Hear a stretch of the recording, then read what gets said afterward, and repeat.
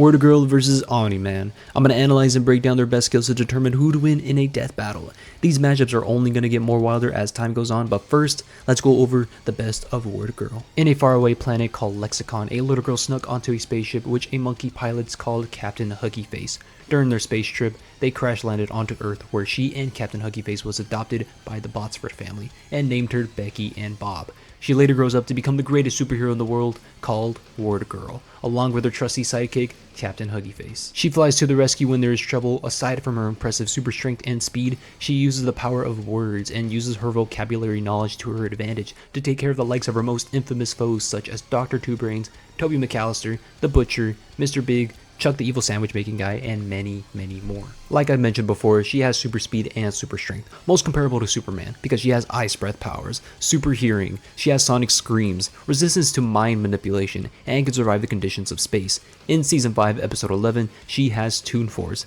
mainly for breaking the fourth wall to talk to the narrator and stopping the cutaway to the next scene.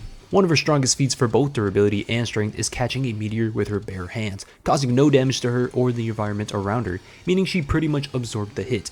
I found a calculation online that is widely accepted to scale the speed and size of the meteor, which estimates around 46.9 gigatons, which is about island level. Her durability is quite unknown. She's tanked hits, survived re-entry speeds, and caught a meteor. She can also withstand the temperature of the sun up close, which says a lot. And for her speed, the theme song of the show states that WordGirl can move at the speed of sound. But in the show, she displayed much more.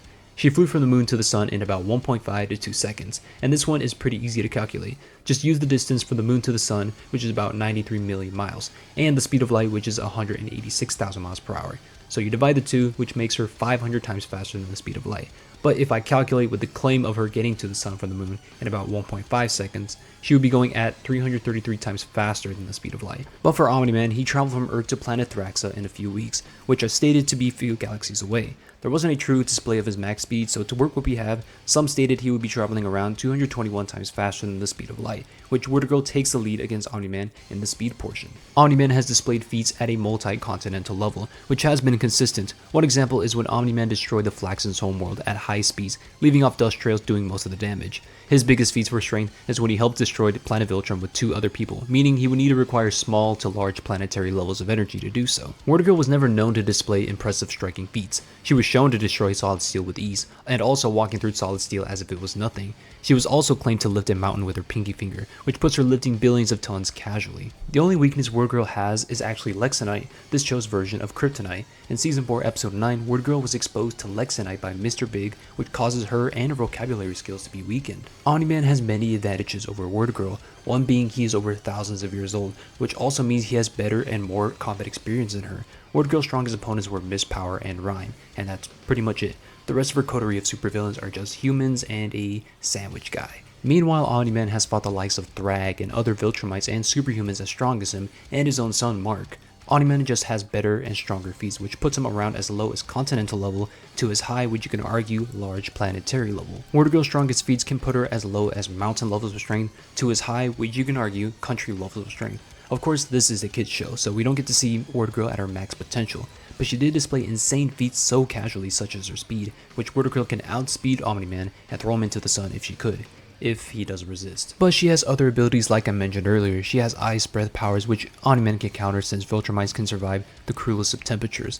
She has sonic screams, which Viltrumites are only affected by a certain frequency, so if WordGirl can figure it out, then maybe she can abuse it. Unlike Omni-Man, WordGirl doesn't use her fists to solve her problems. She outsmarts her enemies and uses the power of words to have a psychological advantage.